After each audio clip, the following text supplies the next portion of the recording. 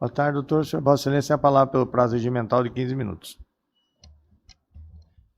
Boa tarde. Cumprimento Sua Excelência, desembargador-presidente, doutor Pedro Nelson.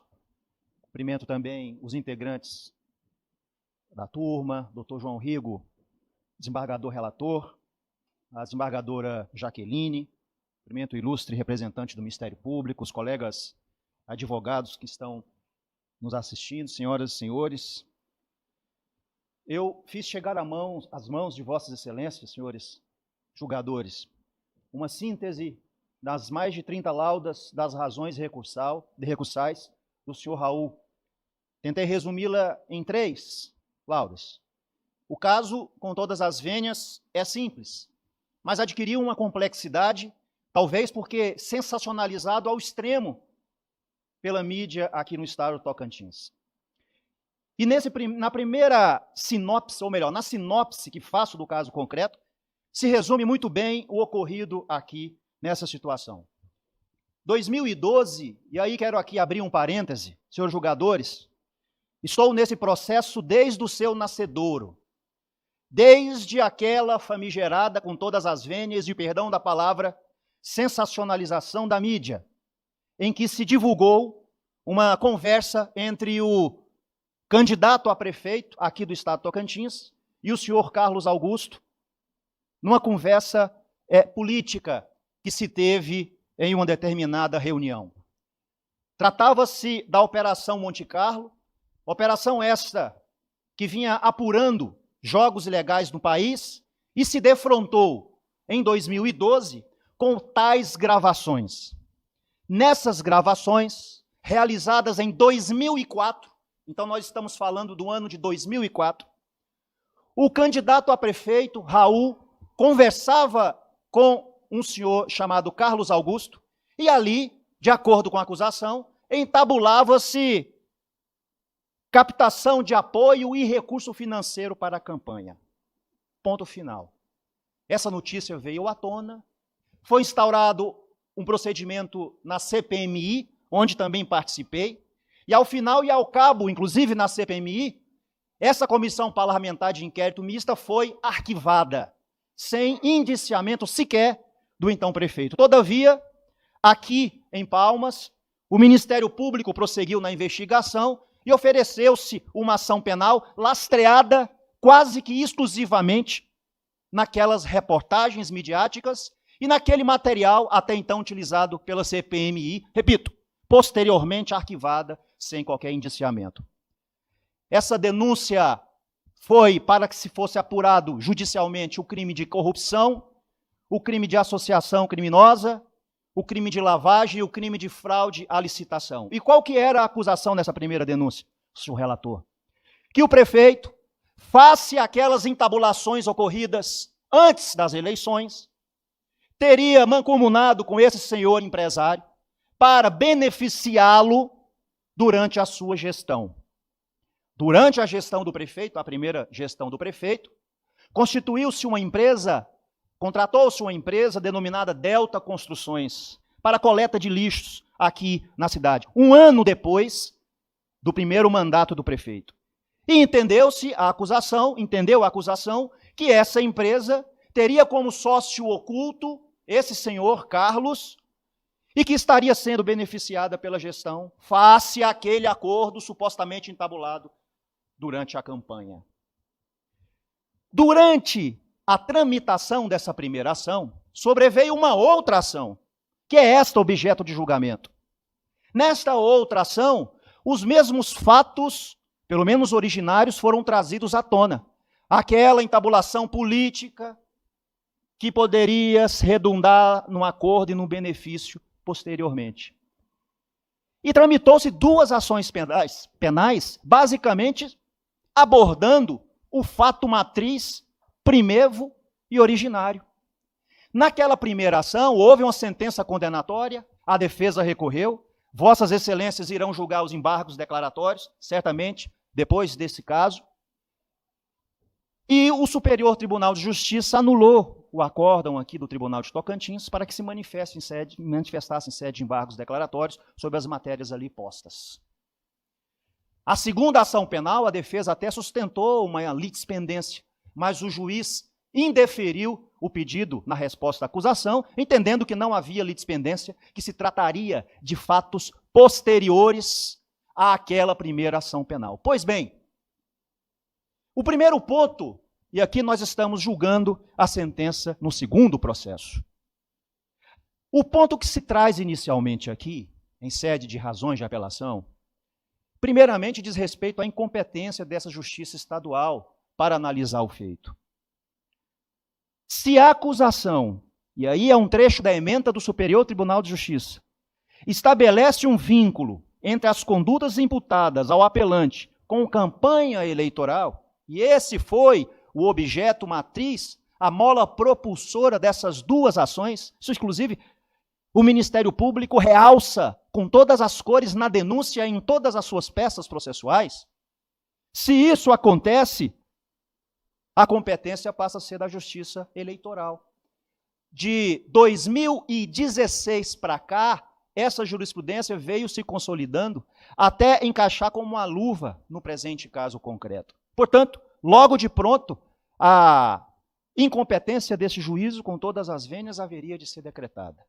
Mas não foi só essa preliminar trazida na apelação, e vou aqui me ater a apenas mais uma, face à exiguidade do tempo.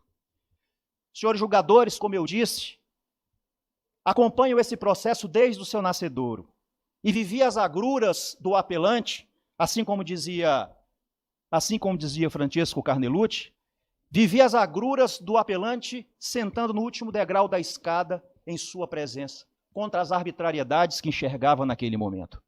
E o que qualquer professor do curso de Direito ensina aos seus alunos quando fala de prática processual penal em uma ação penal?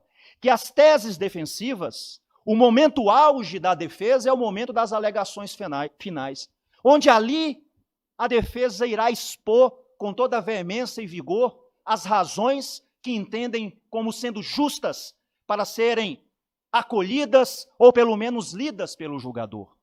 E isso foi feito nesse processo, senhor presidente.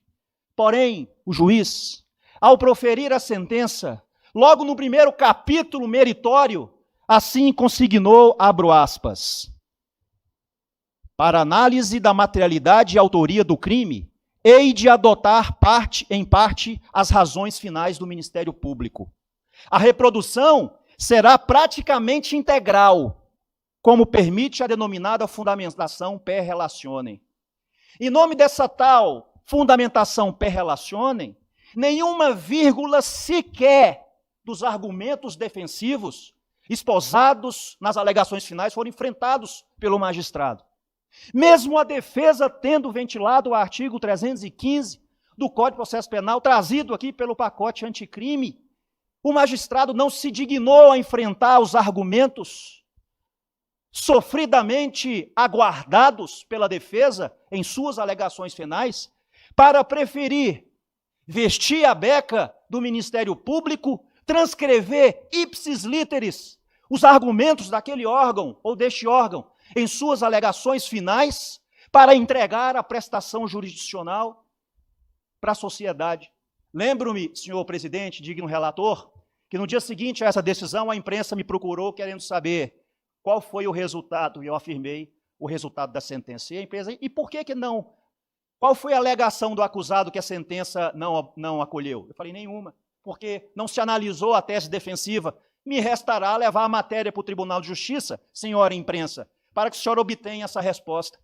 Escondeu-se aqui na autorizada fundamentação per relationem, que ainda os tribunais mantêm essa possibilidade, mas não com todas as vênias da palavra, e aqui não é falta de respeito, disfarçatez da sentença condenatória, que não se dignou, pelo menos, a mencionar a tese acusatória na sentença, porém, a refutar os argumentos defensivos. Sentimos-nos, senhor presidente, frustrados por não ter até hoje, ou não saber até hoje, o porquê que a decisão condenatória não enfrentou a tão esperada argumentação defensiva deixada para as alegações finais. Mas essa é uma questão preliminar e avanço ao mérito nesses poucos minutos que me restam. No que tange ao mérito, uma outra situação inusitada aconteceu, senhores julgadores. Disse aqui que o magistrado citou, fez menção, perrelacionem, as alegações finais do Ministério Público. Sim, porém, em parte. Por que em parte?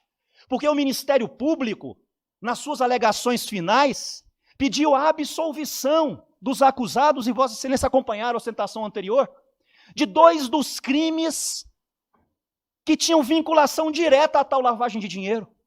A lavagem de dinheiro mencionada na denúncia do Ministério Público só teria ocorrido porque os acusados supostamente se associaram em corrupção passiva para a lavagem, o branqueamento dos capitais.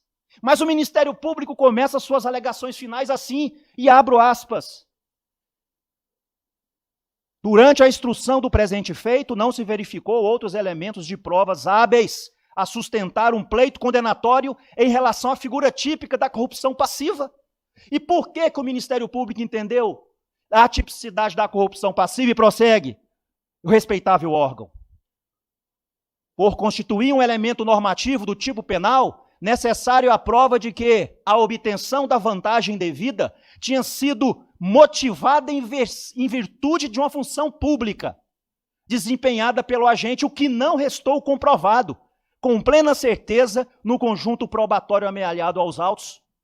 Por que o juiz não citou essa passagem? Nessa passagem, onde o próprio parquet entende por afastar 2 condutas típicas umbilicalmente atreladas à lavagem de dinheiro, o juiz não copiou essa parte, mas entendeu que não, aqui realmente houve litispendência.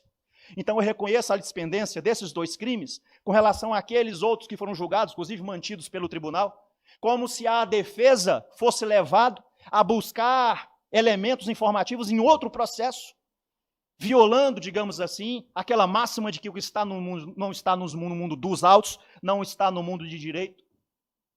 E entendeu por reconhecer a litispendência, mas não extinguiu o processo em julgamento não, senhor procurador. Mesmo reconhecendo a litispendência, o apelido que o magistrado deu a essa situação, absolveu os acusados no 386, inciso 5 do Código de Processo Penal. Então nós não temos crimes antecedentes.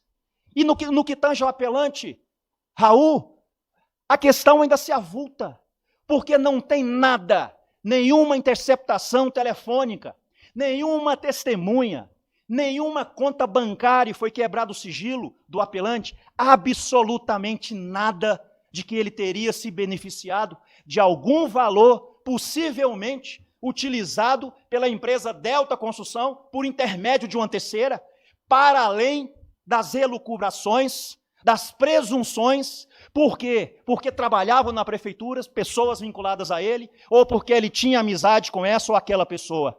A teoria do domínio do fato, utilizado pelo magistrado para trazer a figura do prefeito ao caso concreto, se mostrou com todas as vênias esvaziada de elemento jurídico e fático probatório. Aplicou-se, quando muito, aqui a responsabilização objetiva, por ser ele prefeito à época do fato ocorrido. Assim, senhor presidente, senhor relator, dignos julgadores, membro do Ministério Público, irá falar posterior, o que se requer é que seja dado o provimento ao recurso. Se não for o caso de reconhecer a incompetência, estou finalizando, senhor presidente, reconhecer a incompetência ou as nulidades aqui aventadas, dá provimento para absolver nos termos das razões expostas. Muito obrigado. Obrigado, doutor Roberto. Parabéns pela manifestação. Convido o doutor Maurício Reff